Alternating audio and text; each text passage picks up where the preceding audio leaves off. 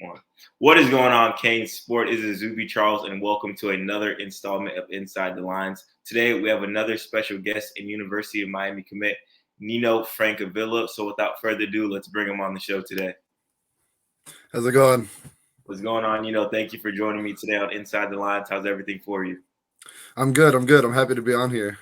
That's awesome. Then, man, you've been committed to Miami now for a little less than a month. How does that feel to be a Hurricane? After you announce your commitment and everything like that. I mean, after I announced my commitment, like all the support and stuff that I got from not only like the staff and the players on the team, but also just like media members or anyone kind of related to the Miami Hurricanes, friends, family, all sorts of people. It just makes me feel like I made the right choice. So That's I'm awesome. excited to. I'm excited.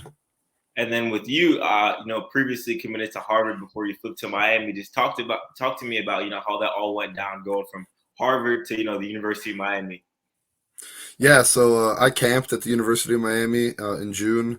I did well, and the coaches said that they were interested, but that they had some kind of things that they had to kind of get through before they could offer me. And then I also camped at Harvard. I picked up the offer, and then I think probably about 2 or 3 weeks after I picked up the offer, I decided that I wanted to commit to Harvard because that was the best offer that I had at the time.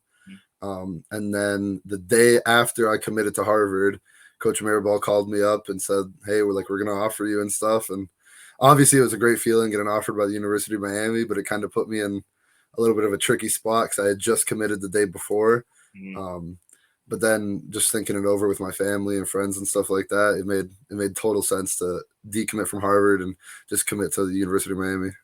That's awesome. With Coach Mirabal, man, I've had the chance to watch him coach and everything. That real passionate, real fired up guy. Just what's that relationship like with Coach Mirabal? And just what are some things that he says that he really likes about your game?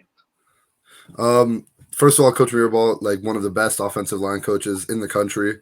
When you talk about like offensive line coaches, his name is always mentioned right at the top of the list. And he's just a genuine guy, which is what I love most about it. Like that energy that you guys see and stuff isn't phony. It's like up close and personal. Like that's how he is 24/7. And then just as far as like what he kind of saw in me, kind of like my build, my like physical maturity, because I am older than some of the other guys in the class.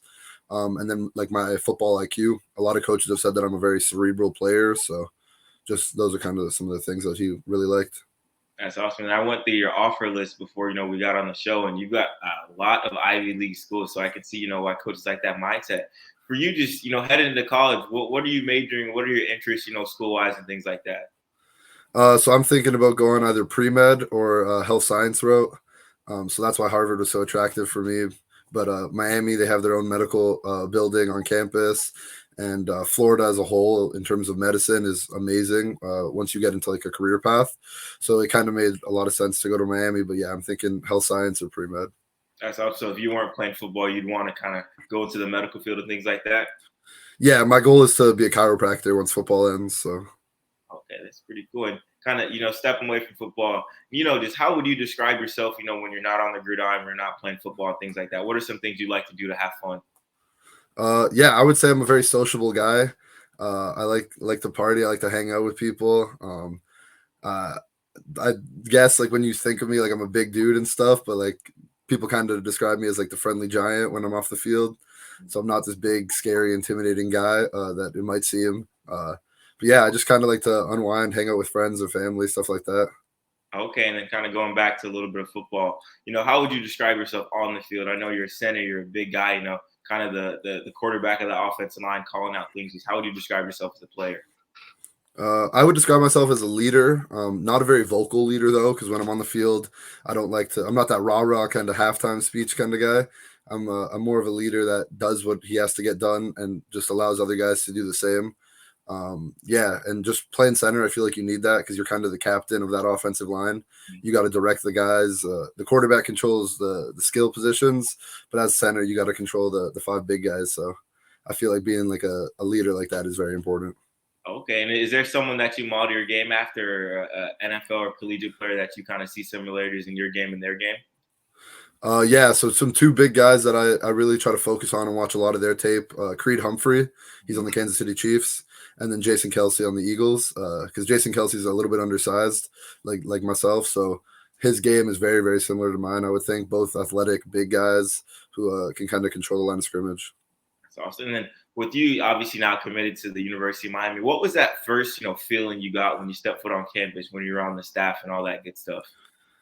So I was actually when the only time I've been on campus so far was for the camp, and when I first stepped on campus, it just kind of like it took me back a little bit because all my friends and stuff they were saying the same thing. They're like, these are like the places that we've seen on TV, like with the cool like Division I football tours and all that stuff.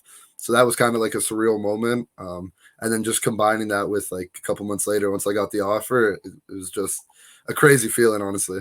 That's awesome. And now you're a Power Five commit, but everyone doesn't start at that level. For you, when did you realize like, hey, I'm really good at this football thing. I can take this far in life and use it as a career?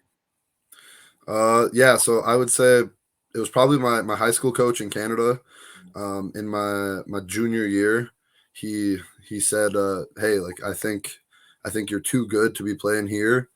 I really could just see you playing in the States and kind of getting that exposure and going Division I."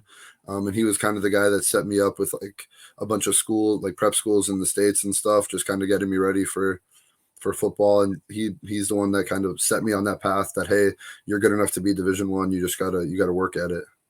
It's pretty cool. And then I know I have family in Canada. Football's not the biggest sport up there, but for you growing up, was that always your number one sport, or did you play any other things?